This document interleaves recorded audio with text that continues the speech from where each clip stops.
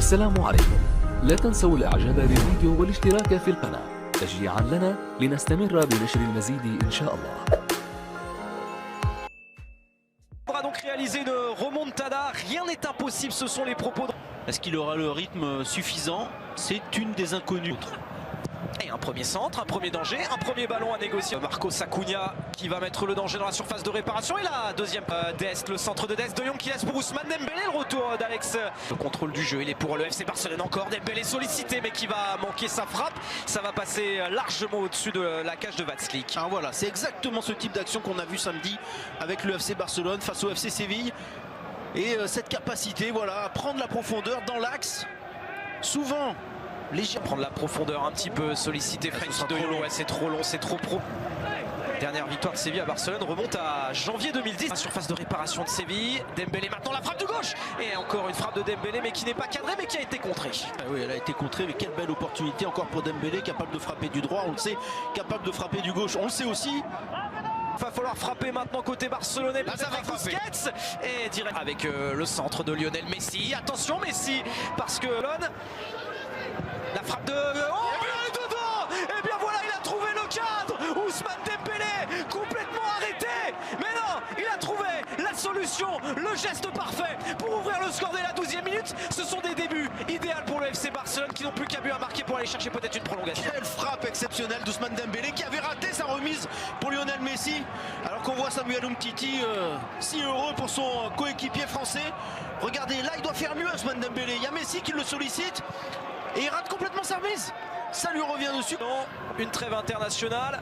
En tout cas, elle est en train de marquer des sauts barcelonais avec un centre de Jordi Alba qui a failli trouver. يدافع ببنيته الجسدية ماركوس أكونا وخطأ موجود. نعم هذا كونا، هذا كونا بالرقم 19 ماركوس أكونا، أحد اللاعبين المتميزين أرجنتيني مع أرجنتيني. Marcos Javier Acona مع اللاعب ليونيل. Attention Alex Vidal qui va frapper, aller contrer cette frappe. Et une nouvelle intervention. Oliver Torres, le centre, deuxième poteau, la sortie. الأولى من شوط المباراة الأول. سيرخينو ديست يلعب عرضية ولكن الدفاع. سيرخينو يحاول يمر ولكن لا يمر. عادت كويني على القائم اليمين يلعبها على طول وبعدها بالراحة خطرة يسقطها من علو وعلى طول مقطوعة بالراس. رجع محاولة ثانية من جانب فريق برشلونة البحث عنها لمصلحة فريق إذن إشبيلية يحاول من ناحية اليمين ولكن أقرب ميسي يلعب للأمام ميسي ولكن وحقق معه الكثير من الأحلام. ديمبلي داخل المنطقة عثمان ولكن معه أيضا إمارة بينية جميلة حلوة ولكن أقرب. أيضا الحديث عن مستشاره خاولي لمصلحة فريق البارسا خطيرة جدا ولكنها إلى خارج أروقة الملعب. بيدري كان على مقربة من أن يسجل في مرمى إشبيلية ولكن ضاعت الكرة على بيدري، ضاعت الفرصة على بيدري. هنا الإعادة، شوف التكتيك حلوة محجوزا في مركز الشرطة بسبب رفضه الإدلاء بمواقع التواصل أو عبر مواقع التواصل الاجتماعي. لدى الشرطة الإسبانية التي ألقت القبض على بارتوميو. فرصة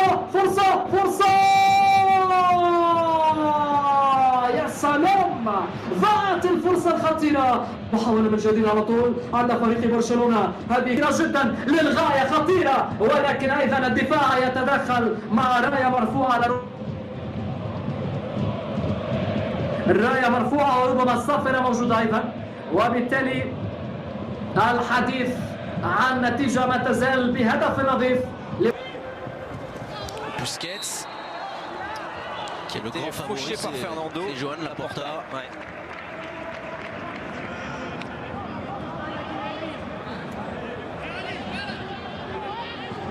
D'ailleurs le Camp Nou est l'un des bureaux pour aller voter, tout comme le Palais Blaugrana qui est juste à côté, notamment. Ça va fini. C'est pas terminé parce qu'il y a le génie Lionel Messi contré. Lâche pour Jordi Alba. Le centre de Jordi Alba contré par Alex Vidal. Ah, Dest, il a tenté. Marcos Acuna au point de pénalty. Le ballon a été... Et ce centre, il est bon pour Mingueza qui a pour éliminer Jordan, Pedri et le dégagement de Fernando comme il. Super Coupe d'Espagne, Sébastien. Surtout quand vous commentez.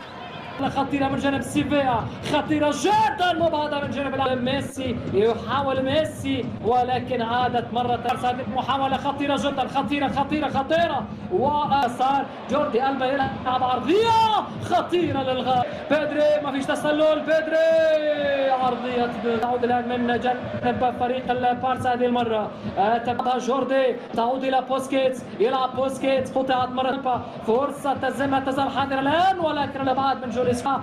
بوسكيتس ومرة ثانية عادت كرة مبعدة، كرة داخل المنطقة على الزاوية تماما مبعدة بالراس، ألبا يوصلها إلى ميسي. خلاص البارسا يقول لك ما عندي تماما، ألبا يحاول ولكن مرة ثانية جديد كرة تعود لمصلحة فريق البارسا، خطيرة جدا لكن عادت من جديد لمصلحة فريق اشبيليا. يحاول فريق اشبيليا وإعاقة حاضرة وبطاقة ربما وإنذار، نعم، بطاقة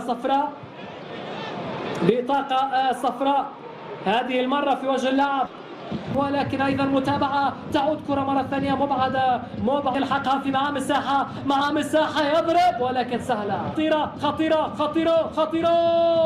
ما فيها شيء. ركله جزاء يحتسبها خوسيه سانشيز مارتينيز، ضربه جزاء لمصلحة إشبيليا، ضربة جزاء. يتقدم، يلعب، يتصدى تير شتيجن للكرة، يتصدى تير شتيجن لضربة الجزاء، ينقذها الألماني. يا تير شتيجن ليس. يدخل جريزمان، يلعب عرضية، جريزمان بالراس، مش ممكن، مش معقول، مستحيل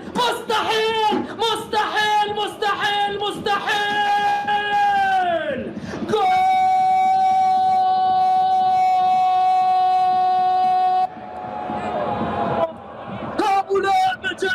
ليونيل طويلة بالأمام، فرصة، وجريزمان يلعب، خطيرة جدا، محاولة موجودة، تصويبة جديد الانطلاقة من الناحية اليسار، عرضية بالراس، جول.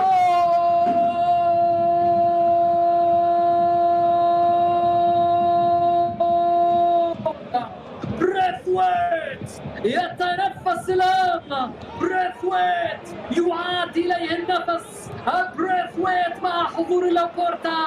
حضورك ساطع يا لابورتا، حضورك ساطع يا أخوان، حضورك ساطع يا لوير، حضورك غير كل المسارات. عرضية اشبيليا الآن وتير شتيجن، موريبا ميسي يسدد، يا فرصة تظل 54 هدف في هذه البطولة. على طول تعود الكرة من جديد الآن، وعودة من جديد الآن لمصلحة فريق إذن